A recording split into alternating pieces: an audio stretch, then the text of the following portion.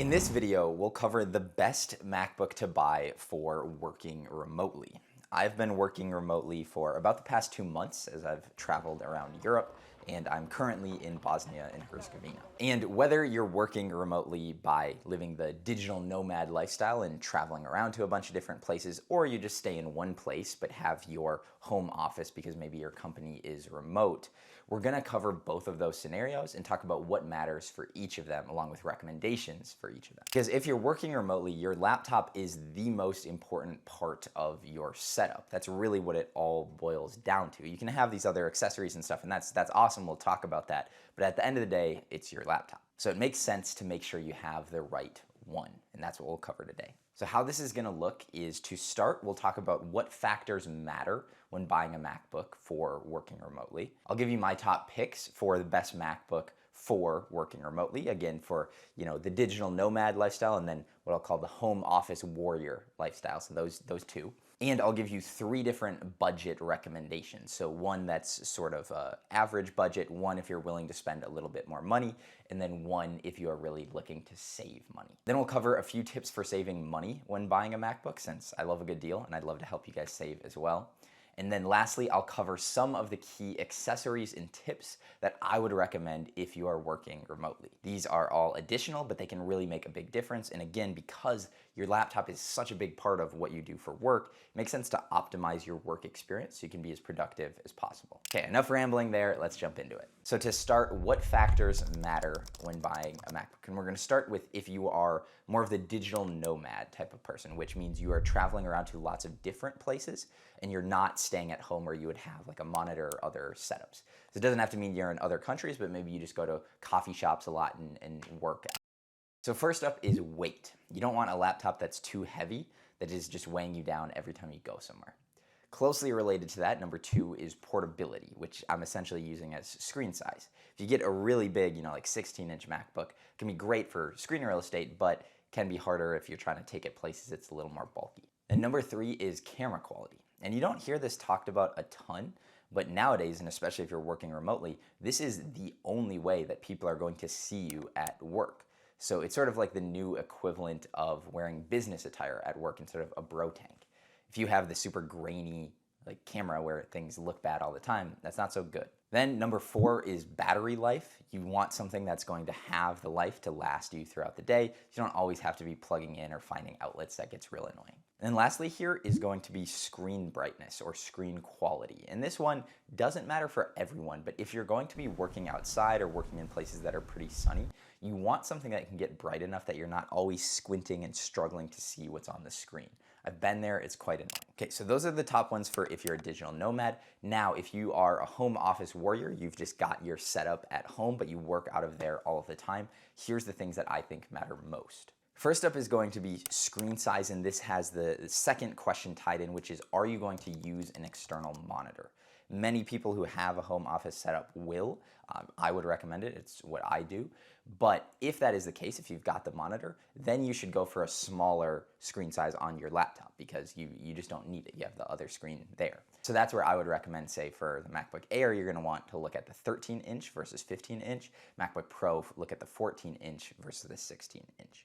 But if you don't have an external monitor, don't want to get one, then I would recommend getting a bigger screen size. So you have that real estate because you're not going to have any other way to get it, and you don't have to carry your laptop around too much. Second, again, is camera quality. The same thing as what I had said before. One thing to think about here, if you're not going to be, lugging your laptop around all the time, is you could get like a camera that you can attach, an external camera that looks super, super nice. So that's one thing to keep in mind. But again, just make sure that your camera is decent, which will be fine for all of the newer MacBook models, but we'll cover some of the older ones, and those are where it starts to get a little bit not quite as good. And then here, and lastly, there's not as much for if you have a home office setup, but you're really looking to get something that can do everything. So this is where I would really start optimizing for power, getting a better chip, better CPU, better GPU, because this is everything for you. It's just the one laptop that's going to stay in place and do everything you need it to. And so it's worth investing more money into to get that great performance across everything else that you're going to use it for. Okay, so those are the things that matter, but now let's talk summarizing that into actual picks. So here's the MacBooks that I would recommend. First up is going to be the MacBook Air M4. I would upgrade the base model though to 512 gigabytes of storage, and I would get the 13-inch so it's more portable.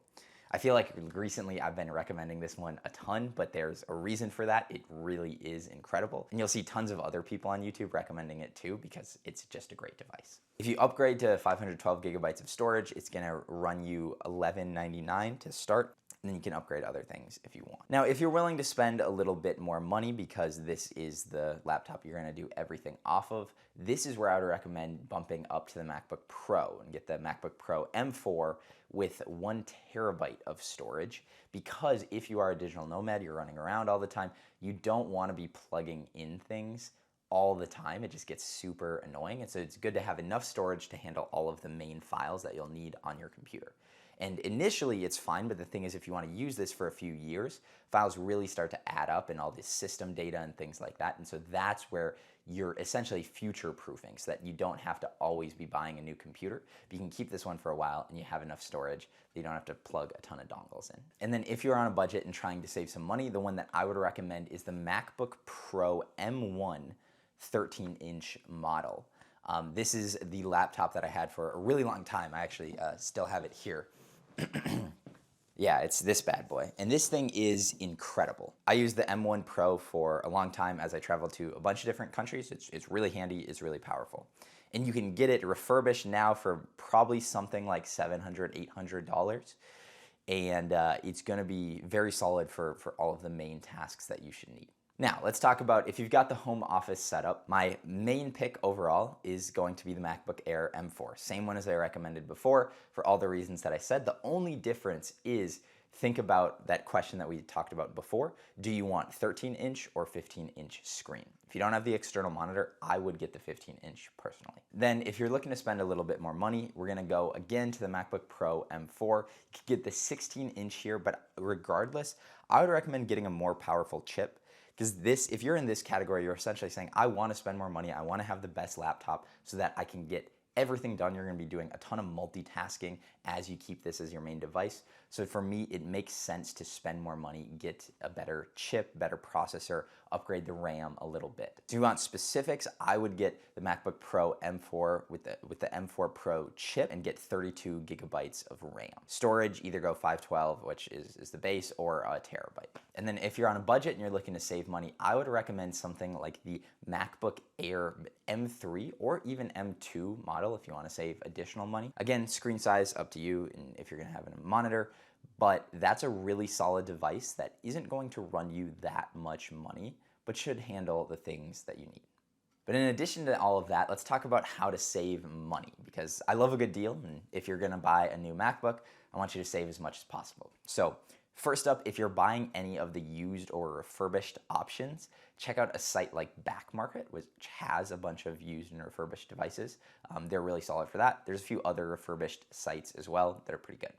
That's sort of the low effort version. The higher effort version is trying to find one on something like Facebook Marketplace or eBay or Craigslist. This is going to involve a little bit more negotiating. You're also at a higher risk because people can scam you, or just like the device might not be everything that they promised. So keep that in mind. But if you do it right, you can save a bunch of money. It's just more of a hassle, more of a headache to go through. There's higher risk. Another tip, this is kind of niche, but if you are working for yourself or working as a contractor, you can write off buying a laptop as a business expense, which I would highly recommend. Another way to save money is you can split the big upfront cost into more affordable monthly payments using a service like Upgraded. That's our company, but we built it to make buying a MacBook as affordable as possible. So you pay the same price, just spread out over 36 months and from as low as 0% APR. And then if you want to upgrade, you have the option to every 2 years, so it's super easy. I also asked my boss if we could do a discount for this video, and he said yes. So if you use the code WORK40, you get $40 off your brand new MacBook. Then on top of that, if you are buying a new device and or want to pay all up front, you can check sites like Amazon or Best Buy or B&H as well. Will sometimes have one-time discounts on these. So oftentimes you could get like $50 off, sometimes even $100 off the cost of a device. Those things come and go though, so you just have to check and see if it's there. So those are some ways that you can save money. And then if you're going to be buying a MacBook and you want to be productive, you want to get stuff done, there are some accessories that you can get that will contribute to that. And these are all optional. I'm not saying you have to get any of these. I don't have any affiliation with any of these products. They're just things that I recommend or think would be good as you are working remotely. So first up, if you're a digital nomad, definitely get a case for your laptop. You're going to be hauling it around, putting it in your backpack, stuff like that all of the time. And so it just makes sense to have something that is protective. At the very least, make sure that the bag you're putting it has like a laptop protective sleeve that you can put it into. And then secondly, I would recommend Apple Care because you're going to have more accidents if you're taking it around more places, just going to do different things, more spills, more scrapes, little things that stop working. And so it's good to have the peace of mind knowing that you're covered from any sort of thing like that. Now, if you're a digital nomad and you're taking it tons of places, the downside of Apple Care is they don't currently have theft and loss protection for MacBooks. You can get it for iPhones, but not for MacBooks, at least not yet. If you want to be protected from someone actually stealing your device, though, you can go through a more traditional insurance company and get that. That might be worth it if you are really traveling, as well as like travel insurance will do that if you're in other countries. And sometimes if you bought your MacBook with a credit card, that credit card will cover theft of items that were bought with it. It's like one of the perks that they sometimes do. So check with your credit card provider to see if that is the case for you. Then noise canceling headphones are a must if you're gonna be out working in coffee shops and different public spaces. You definitely need them. I've got mine on me. I just use the AirPods. I find them really incredible, and they're small, they're light, easy to take anywhere, but those are like one of the best purchases I've ever made. If you're going to be in other countries, you might need a VPN just so that you can show that you're in the US. A lot of services like won't work the same if you're in other countries. And so that's a good thing to have. And then lastly, there are some ergonomic things that you can buy, like an ergonomic keyboard or like an ergonomic laptop stand so that you're not looking down as much as your laptop. I think all of that stuff is great. I'm just a little bit hesitant to recommend it because I don't personally use it myself. I'm also 25, so I'm still made of rubber and magic, and I'm not too worried about that stuff just yet. But I think it really can make a big difference, especially when you look over like a decade or multiple decades that you will be working from your laptop. So it probably makes sense. I just don't use a ton of it, so I won't give it a hard recommendation, but it can be good. Those are my recommendations from all of my experience and hundreds of hours looking at and studying laptops for Upgraded. If you guys have any additional questions, throw it down in the comments. I try to respond to all of those and can give you more additional feedback that's a little bit more specific to your scenario.